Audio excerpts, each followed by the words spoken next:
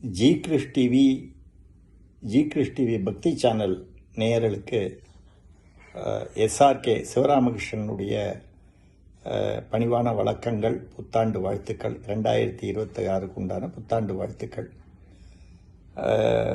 நீங்கள்லாம் அவளோடு எதிர்பார்த்துருக்கிற இந்த வருஷ பலன்களை இப்போது கும்பராசிக்கு உண்டான வருஷ பலன்களை சொல்ல போகிறேன். இங்கே பார்த்தோம்னாக்க வருஷ பலன்கள்ங்கிறது இந்த ராஜகிரகங்களுடைய கோச்சார பலன்கள் தான்.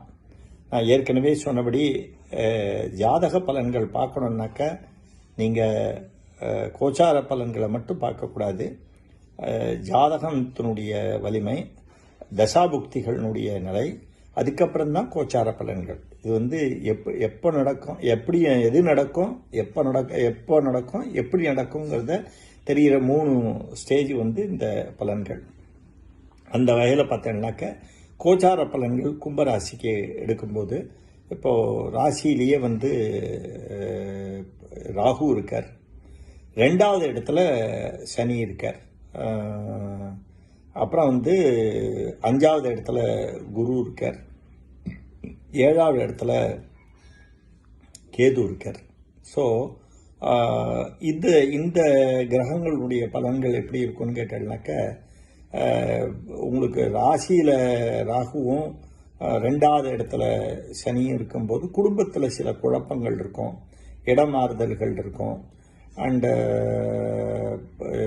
7ஆம் இடத்துல கேது இருக்கிறதுனால கணவன் மனைவி பிரிஞ்சு இருக்க வேண்டிய சில நிலைமைகள் ஏற்படலாம். அதெல்லாம் நிச்சயமாக பகவத்தினுடைய கிருபையினால் தீர்றதுக்கு நிறையா சான்ஸ் இருக்குது. இந்த மாதிரி சூழ்நிலைகள்லாம் வரும்போது நம்ம அனாவசியமாக ஒரு தராபுடான்னு முடிவு எடுக்காமல் எது தேவையோ அந்த முடிவு எடுத்துட்டு குடும்பத்தில்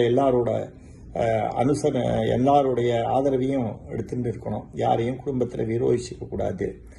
ஏன்னா 2வது இடத்துல சனி இருக்கும்போது வாக்கில் சனி தேவையில்லாமல் சில பேர் ஏதான ஒரு நல்லபடியாக ஒருத்தர் அட்வைஸ் சொல்லுவா, அவள் நமக்கு ஆதரவாக இருப்பா. எனக்கு இந்த அட்வைஸ் எல்லாம் தேவையில்லை, எனக்கு என்ன பண்ணுறதுன்னு தெரியும், இந்த மாதிரிலாம் பேசக்கூடாது. ஸோ வேலைக்கு போகிறவா தன்னுடைய வாக்கு ரொம்ப கேர்ஃபுல்லாக இருக்கணும்.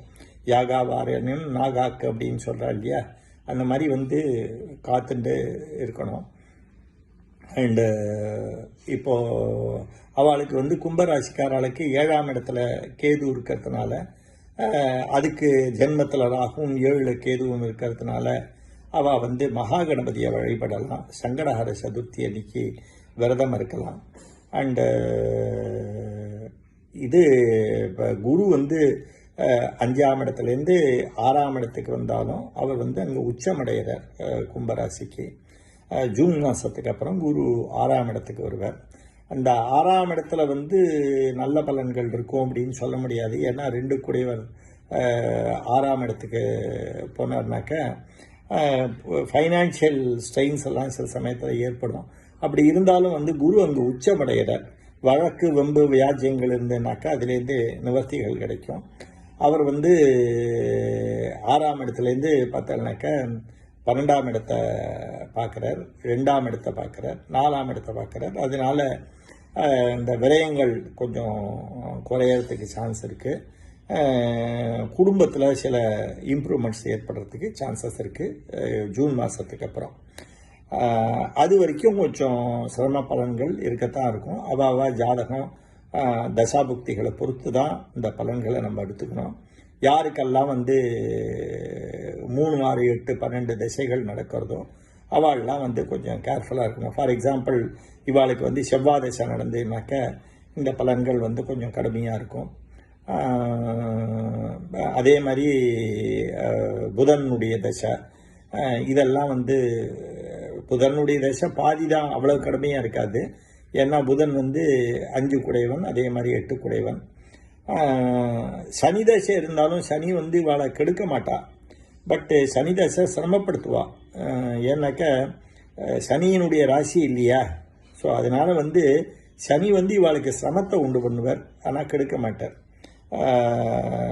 அதனால் ஈஸ்வர ஆராதனைகள் பண்ணிட்டு, சில பரிகாரங்கள் பண்ணிட்டு, அன்னதானங்கள் பண்ணிட்டு, குரு ஆராதனை, ராகவேந்திர சுவாமியினுடைய ஆராதனைகள் இதெல்லாம் பண்ணிட்டு இருந்தாக்க இந்த சிரம பலன்கள்லாம் மாறி நல்ல பலன்கள் ஏற்படுறதுக்கு சான்ஸ் இருக்குது. ராம் ராம்.